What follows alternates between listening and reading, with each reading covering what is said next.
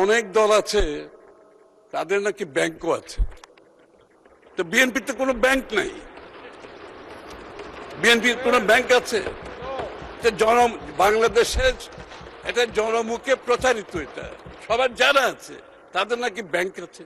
তো তাদের যদি ব্যাংক থাকে তাহলে তাদের দলের সদস্যদের ঋণ খেলাপি হওয়ার তো সুযোগ নাই, মাননীয় স্পিকার। এমনকি এই একটু আগে আমি একটা বিল এনেছিলাম, ওই বিলের সময় অনেকে বলেছেন যে এখানে এই যে বয়সটা বাড়ানো হচ্ছে, এখানে বোধহয় পছন্দের কাউকে দেওয়ার একটা সুযোগ সৃষ্টি করার জন্য। তা আমি বলছি, যাদের যেই দলের ব্যাংক আছে তারা তো তাদের পছন্দের ব্যাংকের চেয়ারম্যান বানিয়েছেন, তাদের পছন্দের ম্যানেজিং ডাইরেক্টর বানিয়েছেন, তাদের পছন্দের লোক নিয়োগ করেছেন, আবার তাদের অপছন্দের লোককে চাকরিচ্যুত করেছেন।